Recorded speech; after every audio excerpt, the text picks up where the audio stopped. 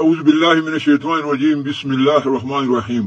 زه د علی قوم ته اهل علی ته دا درخواست کوم چې د پښتو په قانون کې د پښتو په رواج کې کوم دوستانو چې مخکې واقعا راغلی وه هغې کې زموږ خورې د چورلکې د قوم جلانګیال نه قتل کړی شوی دی، خو ده سره فتورغریانو د ده په بدل کې زنانه وجله. پښتو ژبه کې چې د زنانه سړی دوه یا په حق یا په ناقې ووژلی شي، نو دا د پښتو ژبې روایت دی، قانون دی، د هغې خبره ختمه شي، یا په ظلم سره یا په ستم سره. که ظلم یې په ما کړ دی نو په ځان یې هم کړ دی.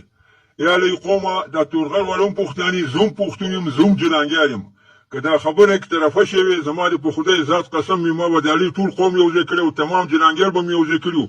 تورغر وجود زما شانتې وجود دی، زه به تورغر سره جنګېدلی یم، څو چې پکې مړو هغه به مړو، څو چې پاتې شي هغه پاتې شي.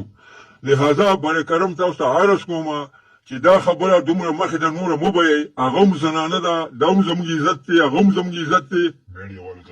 په دې خبرې باندې دا خبره سټاپ کړئ. د میډیا ته زما دا درخواست دی چې د پښتون قوم بېعزتي د یو قوم ده، د پښتون شان یو شان دی، د پښتون غیرت یو غیرت دی. خو دومره غلطي دو کړې ده چې کله د هلک نیسلی وو، د جینۍ نیسلې وه، له 100 کسان به د علي نه غوښتلي وو، هغو سره به جرګه کړې وه، هغه به یې کېنولي وو په رضا سلام باندې، نه وه پکې میډیا وه، نه وه پکې. زه اعوذ بالله من الشیطان الرجیم بسم الله الرحمن الرحیم.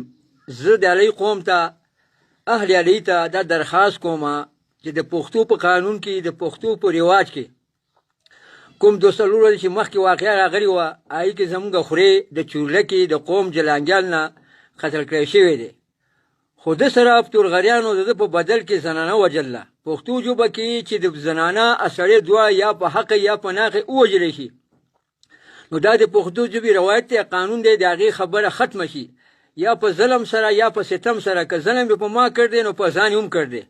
یا لی قومه دا تورغر والا هم پښتاني، زه هم پښتون یم، زه هم جلانګیال یم.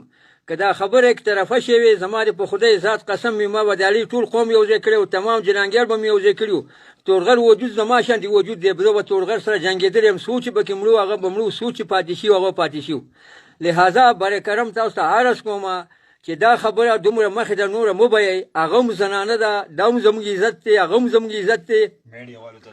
په دې خبرې باندې دا خبره سټاپ کړئ. د میډیا ته زما دا درخواست دی چې د پښتون قوم بېعزتي د یو قوم ده، د پښتون شان یو شان دی، د پښتون غیرت یو غیرت دی. خو دومره غلطي دو کړې ده چې کله د هلک نیسلی وو، د جینۍ نیسلې وه، له 100 کسان به د علي نه غوښتلي وو، هغو سره به یې جرګه کړې وه، هغه به یې کېنولي وو په رضا سلام باندې، نه وه پکې میډیا وه، نه وه پکې. زه اعوذ بالله من الشیطان الرجیم بسم الله الرحمن الرحیم.